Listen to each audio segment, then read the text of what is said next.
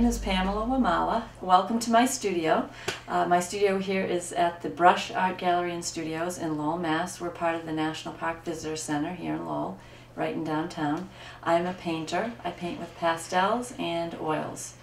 Mostly I do landscapes, but I also venture into abstraction and semi-abstraction, and I have a wonderful time with my work. When I was a child, I spent a lot of time with my maternal grandfather up in Auburn, Maine. His name was Walter Stevens, and starting at about 5 years old, my mom tells me, I started painting with him, which I remember painting with him. I didn't remember how old I was. I had to ask her. But I was 5, and we would spend time doing landscape paintings, mostly in acrylic at that point, and we would spend hours painting together. He passed away just 2 or 3 years ago at almost 98.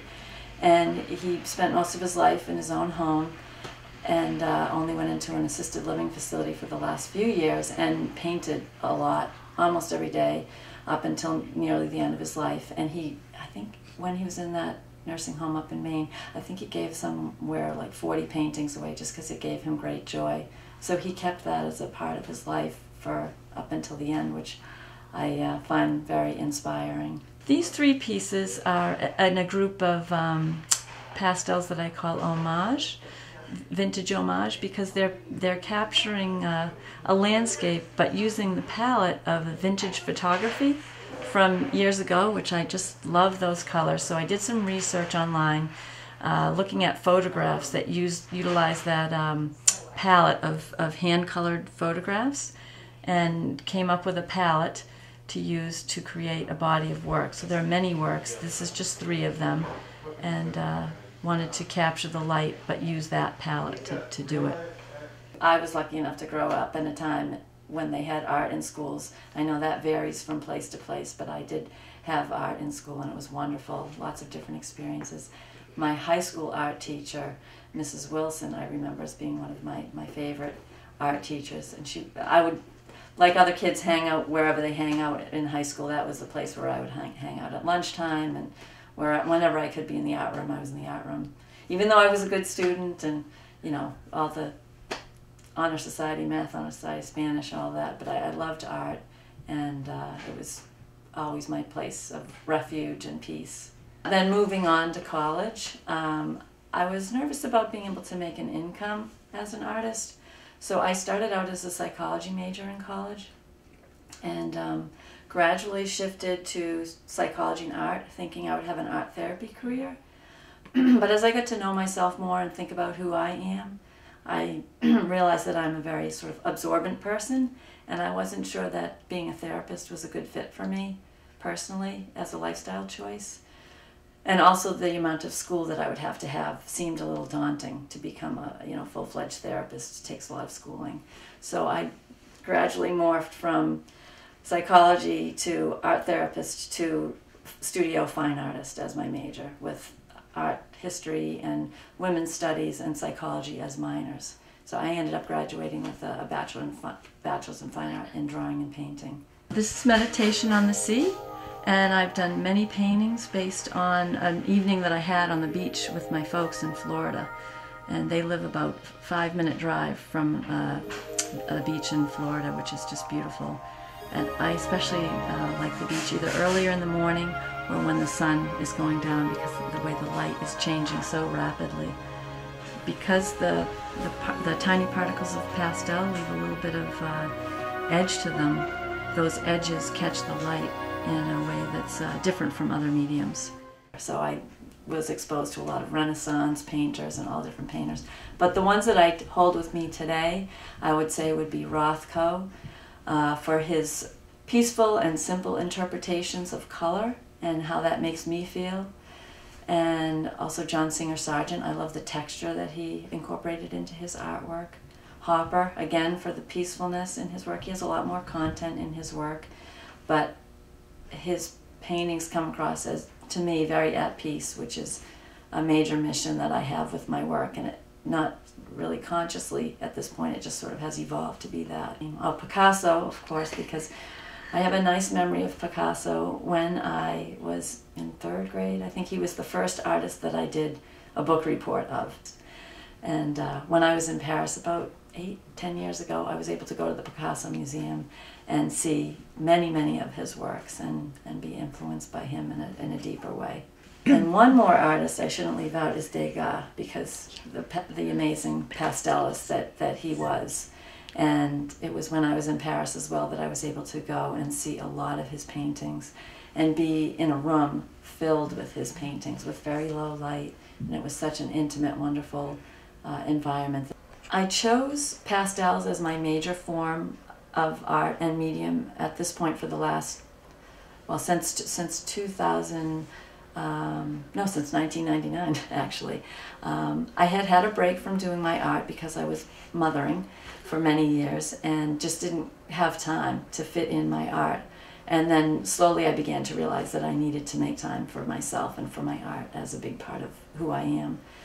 And through that process, I took a year to play with different mediums: colored pencil, acrylic, watercolor. I didn't feel that I had an adequate setup in my home to incorporate oils, so I had left that out of the mix for the time being. But sanded pastel paper was the closest I could find to that experience, because pastels, soft pastels, high quality ones, not the ones we used as kids in school, but the ones that are professional grade, they're very buttery, and they're mostly pigment and very little binder. So instead of having all the other ingredients that are mixed into a tube of paint, it's not that. It's very little of that, and it's mostly color pigment, which is why people so often comment about pastel paintings being so rich in color. This piece is from my On the Green suite, which was inspired by an evening walk on a golf course of all places, and I probably painted 30 or more paintings from this, starting with this inspiration point. People really respond to the mystery of it, I guess. They think they know where it is and what it is, but the palette is intriguing and the colors. When I started painting with my grandfather when I was 5, I was very much about capturing as close as I could as a young person, and then through working with him all the way through high school, being very representational with my work. And people will still look at my work and sometimes they'll think one of my pastels is a photograph, so I suppose that means it's representational.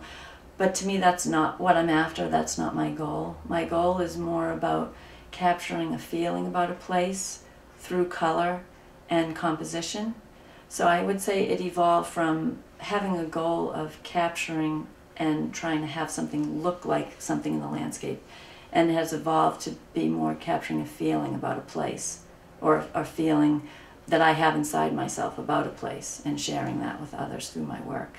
I think there are a lot of ways that I contribute to the artist community here in Lowell. The first one is that I have my studio here at the Brush Art Gallery and Studios as part of the National Park. We have 13 studios here, 13 different artists, as well as other artists that we represent in the hallway, and then shows that happen in the gallery. So that's part of being here, is that we're open to the public 5 to 6 days out of the week throughout the whole entire year. We do events year-round. We are part of the largest free folk festival that happens in the country. We have hundreds and hundreds of visitors come visit through here on that weekend, which is the last full weekend in July, if you ever want to come to that. We also have Quilt Festival and lots of other events that happen here throughout the year. So that's one piece of it. Another thing that I do to benefit the community is I started a program called the Elder Art Initiative in 2009, where I and Carol Bolio and Nancy Wormwood, 2 artist friends of mine, go into local nursing homes and we do art workshops.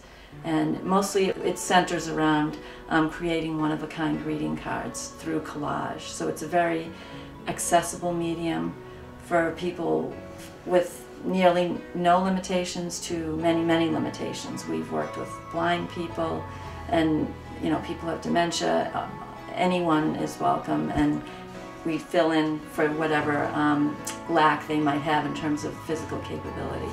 So that's another big way that I feel I'm contributing in this community. These 3 pieces are from a group of 9 that I did from the Voyage Suite, and they all experiment with different kinds of textures and ways of working in other textures along with the pastel. So I'm working with fiber paste and glass bead gel medium and sand, and depending on which painting you're looking at, it will definitely have at least one other kind of texture or medium mixed in and used with the pastel.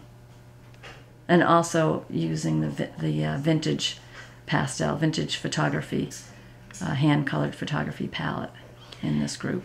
Because we are open to the public, it's important that artists who are juried into our small group of 13 artists have to enjoy being part of educating the public, because that's one of our missions here as artists. We need to love talking with folks and meeting people. So and since I love it, this studio is a great fit for me. So I really enjoyed meeting people and talking to them about my work and about their experience of Lowell, and telling them more about Lowell when they're here, not just my work, but other things they can do in Lowell.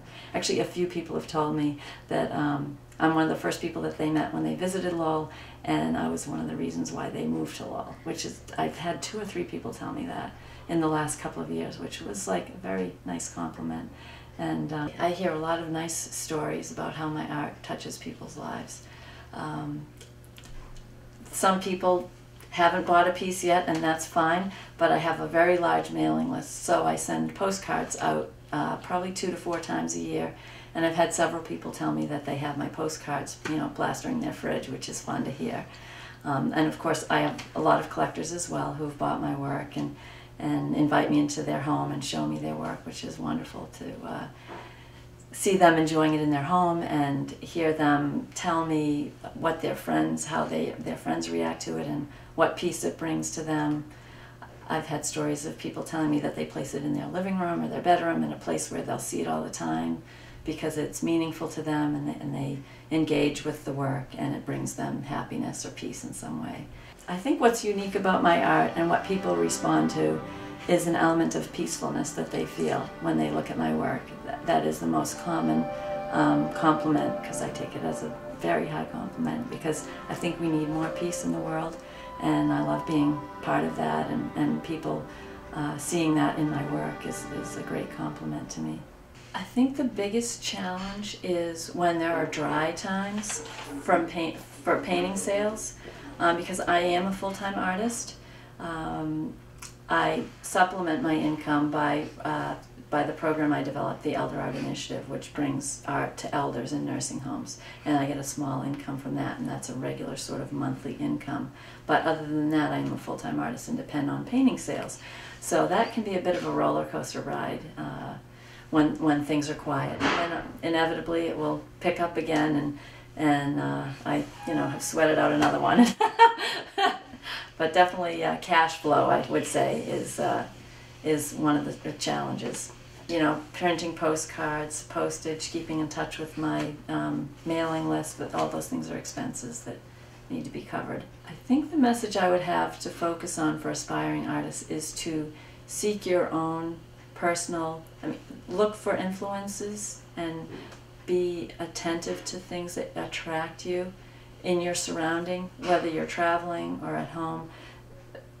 Be aware of what you're curious about or excited about, and see if it makes sense to incorporate that excitement or enthusiasm into the work that you choose to do, because then your work will be very personal and exciting for you to create and for people to respond to. 2 future goals that I have that I'm working toward is a solo show at the Whistler House Museum of Art here in Lowell, and a 2-person show that will be here at the Brush Art Gallery and Studios, and both with Steve Norrie, a photographer. So both of those shows are in the next 5 years or so. So those are big goals for me to be working on new work. Thank you for visiting my studio. It's nice to have you.